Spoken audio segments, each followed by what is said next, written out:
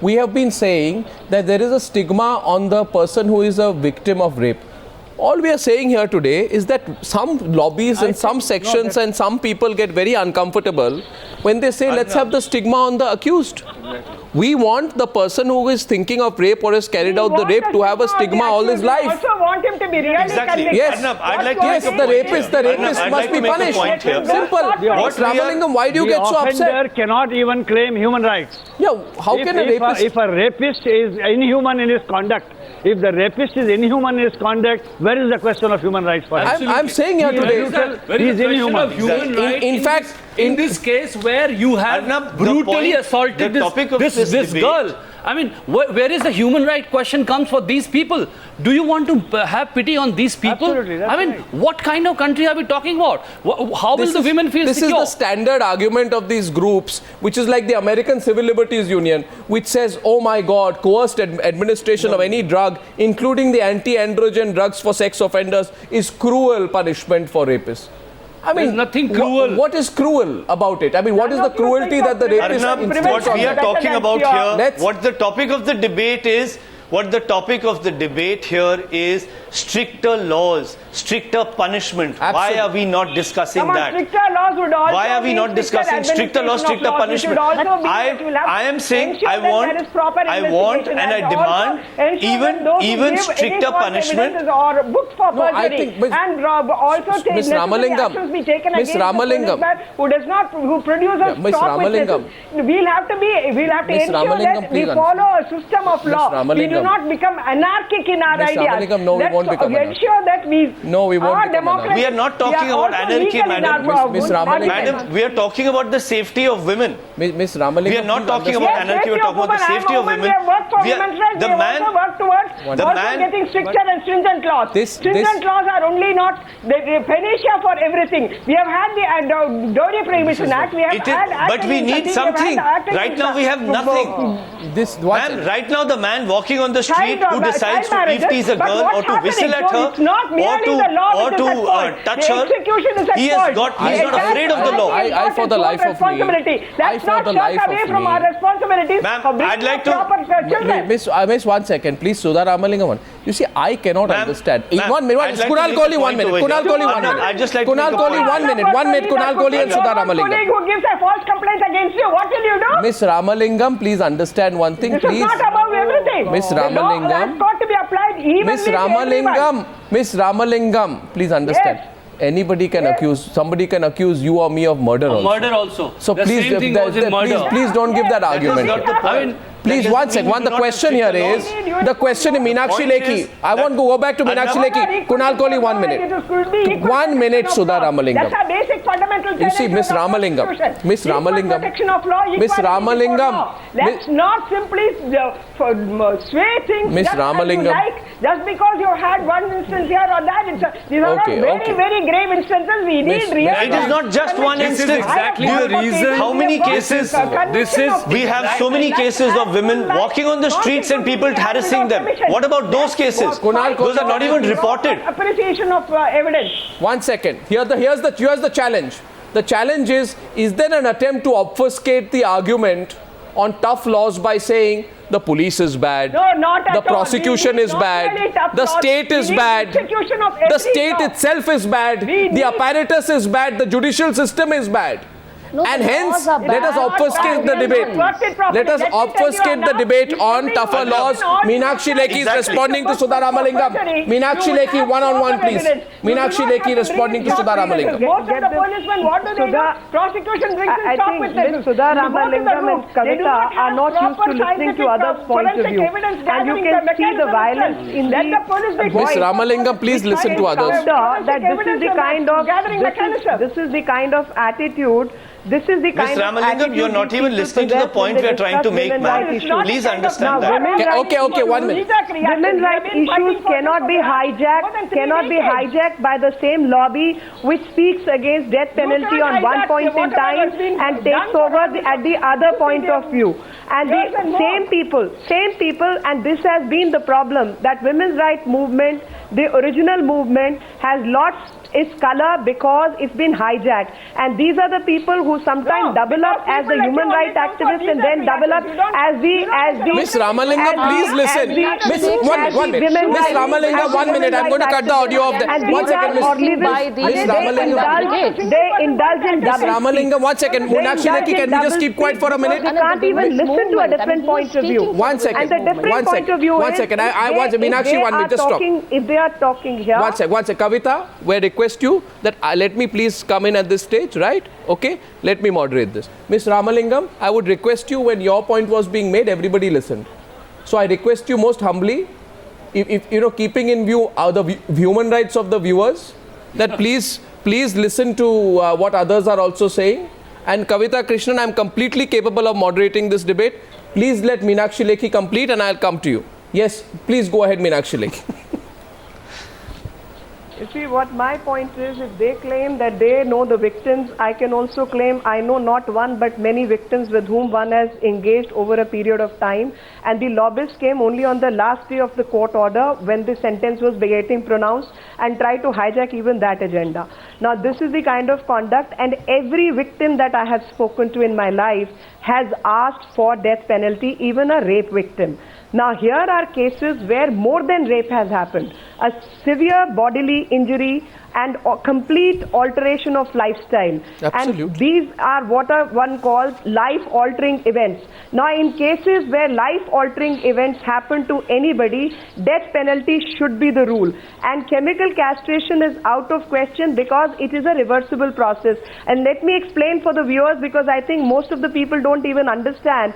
It's like taking pills. A lot of women take pills so that their levels, hormonal levels change. And the moment they stop, the levels come to normal.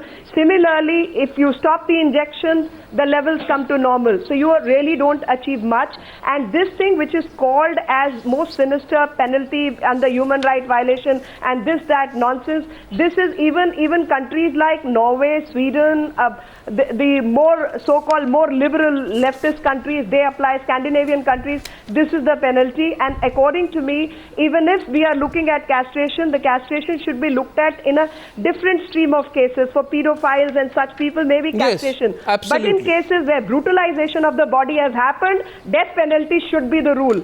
Because our geopolitical situation, our social situation does not permit us to spend this kind of money on upkeep of the criminals, whereas the honest, poor people go hungry on the streets of this country and get further exploited. Yeah. The only question which comes here, I agree completely with you. Only question comes here is that everybody on the street today is asking, make these people suffer as much as possible. Don't give them a quick, get out quickly out of life kind of treatment, because that's the question you have to ask. Are we doing justice? Because someone who has gone down to a level of treating a woman the way these people did in the bus is not scared of anything. Do you think the kind of, so are we giving them a quick release? Arnab, that is the question. I'm just voicing what people are saying on the street. They do feel that there's something which makes them really suffer, which gives other people a kind of fear. No, that is what people are asking for, and that's what we need to debate. What has unfortunately happened in some circles in Delhi is that the entire debate around the rights of women or human rights, etc., has been appropriated by certain groups. And therefore, it is more important, since this is an issue which does not only concern certain groups. They have a say, but they are one among thousands of people who have a say. Do you think it is important right now, Majid Memon, my question to you is to widen the course of this debate?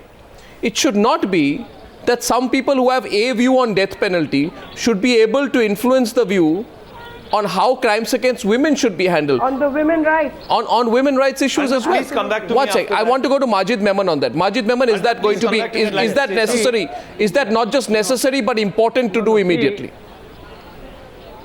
Now, Arnab, as we are standing today, after this debate over more than a fortnight now since the incident that occurred, by and large, people, even lawmakers, even people in authority, are now seriously considering and examining what could be the harsher or more deterrent punishment for such rapists. Well, that's absolutely a right direction, and I think it's going to happen very soon, in the days to come.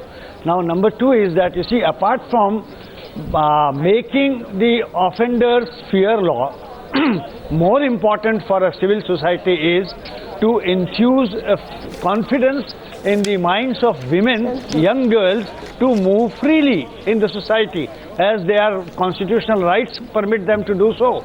Therefore, the fear of being molested, the fear of being accosted, a girl cannot walk on the street, etc., this must by and large go away.